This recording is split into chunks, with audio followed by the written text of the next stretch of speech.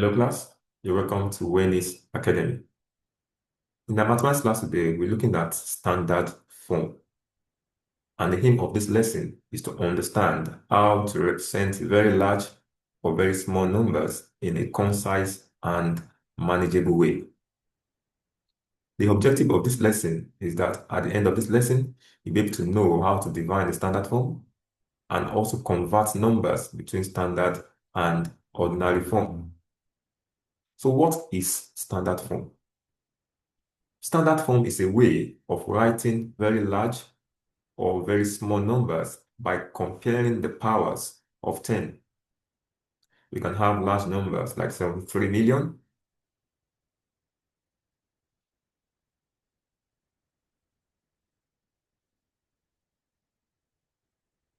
and we can have small numbers like 0.0005.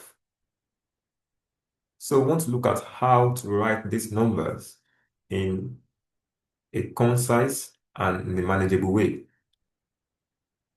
Numbers in standard form are written in this format. We have it to be A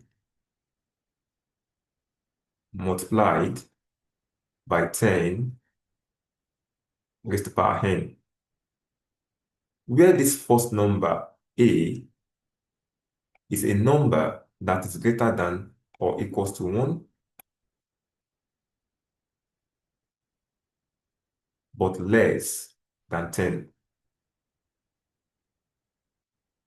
And n, which is the power, is a positive or a negative whole number. So now let's take a look at these numbers to see if they are in standard form or not. We have the first number to be, that's 4.7 multiplied by 10 raised to the power 6. So we want to see if this number is in the correct way of writing a standard form. First, let's look at the first number. The first number is 4.7, and it's a number that is greater than or equals to 1, but less than 10. So the first number is right. Also, let's look at the power. It's a positive whole number, so meaning that this is the correct way of writing a standard form. Let's look at the second number. We have 0.7 times 10 raised to the power minus 2. Let's look at the first number. We have the first number to be 0.7. And we have the first number to be a number that is greater than or equals to 1. So looking at 0.7 is less than 1. So meaning that this is not the right way of writing a standard form. Also, let's look at the third number there.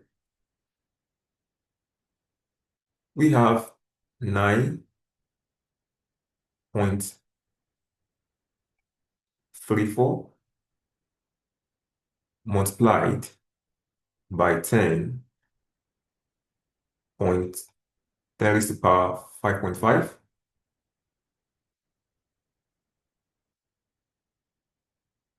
Let's look at the first number, which is 9.34. The first number is right because we have the first number to be a number that is greater than or equals to 1, but less than 10.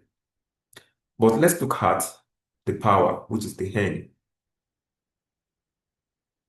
We have the n in a standard form to be a positive or a negative whole number.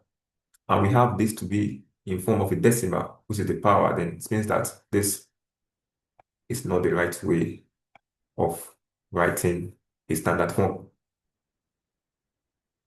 Let's look at the last number. We have this to be 1 multiplied by 10 raised to the power minus 13. Let's look at the first number. The first number is 1. That's correct because we have the first number to be a number that's greater than or equals to 1. So we have the first number to be right. Also, let's look at the power, which is minus 13. It's a negative whole number. So this is the right way of putting in a standard form. Now let's look at some examples here. Here we're going to be looking at how to write standard form in an ordinary number. We have the first example here. We are asked to write 2.7 multiplied by 10 raised to the power 3, which is in standard form. We are asked to write this in ordinary form, or ordinary number. And how are we going to go about this? Now, when we have the power, which is n, to be a positive whole number, we have to move or to take the decimal point to the right. So we have 2.7, which we want to write this as an ordinary number. So it means that we have to move it, the decimal number, with the power that we have here, which is 3. So we are moving the decimal point 3 places to the right. So we have this, we have 1, we have 2, we have 3. So we're going to put 0 and 0 here. Then we can have this to be equals to 2,700. So writing 2.7 times 10 raised to the power 3 as an ordinary form, we're going to have it to be 2,700. So let's go at the last example. Here we are asked to write 5 multiplied by 10 raised to the power minus 2. We are asked to write this as an ordinary number. And how are we going to go about this? If you look at the power, we have it to be a negative number. So it means that we have to move the decimal point in the first number, we have to move it to the left.